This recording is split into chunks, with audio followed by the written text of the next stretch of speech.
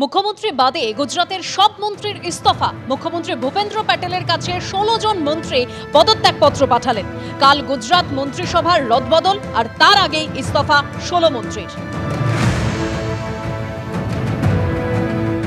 সুকান্ত মজুমদার গতকাল যে গুলি চলার কথা বলেছিলেন তার পাল্টা চ্যালেঞ্জ ছুড়ে দিয়েছেন তৃণমূল বিধায়ক অখিল গিরি। তিনি বলছেন, সুকান্ত মজুমদারের ক্ষমতা থাকলে কলকাতায় একটা গুলি চালিয়ে দেখাক, দেখব কত ক্ষমতা আছে বিজেপি ও সুকান্ত মজুমদারের। কি বলেছেন অখিল গিরি শোনাবো।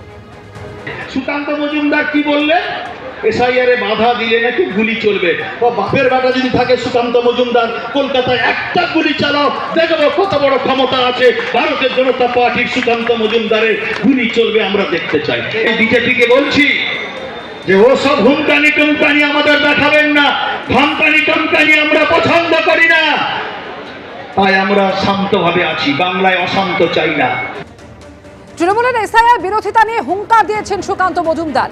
তৃণমূলের কথায় বিরোধিতা করলে কেন্দ্রীয় বাহিনী নামবে, গুলি চলবে। গতকাল একথাই বলেছিলেন সুকান্ত মজুমদার। আর কত লন্ডভন্ড করতে পারেন আমরা দেখব।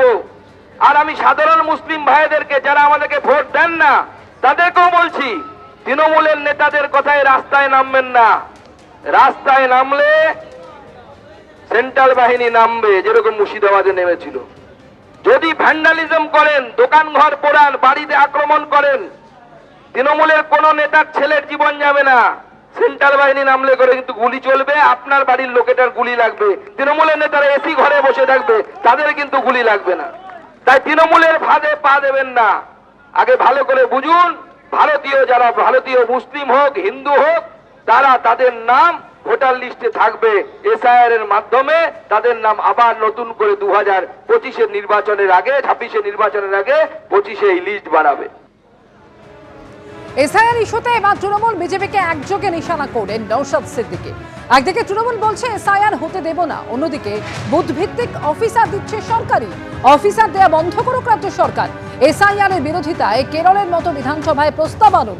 আমরা চাই রাজনৈতিক এসআইআর বন্ধ হোক, নিয়ম পদ্ধতি মেনে এসআইআর হোক, যাতে কারো অসুবিধা না হয়। এসআইআর এর নামে নাটক চালাচ্ছে তৃণমূল বিজেপি, এভাবেই আক্রমণ করেছেন ভাঙড়ের আইএসএফ বিধায়ক। এসআইআর বাংলায় হলে এসআইআর করার জন্য অফিসাররা কারা দিচ্ছে? তৃণমূল সরকার।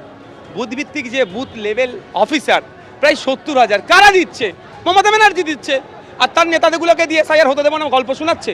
আমরা চাই রাজনৈতিক এসআইআর বন্ধ হোক, নিয়ম পদ্ধতি মেনে হোক, সরলীকরণ হোক, মতুয়া ভাইদের না কোনো অসুবিধা হয়, পরিযায়ী শ্রমিক হয়ে যারা আছে তাদের না কোনো অসুবিধা হয়, বৈধ ভোটারকে না ডিভোটার করে।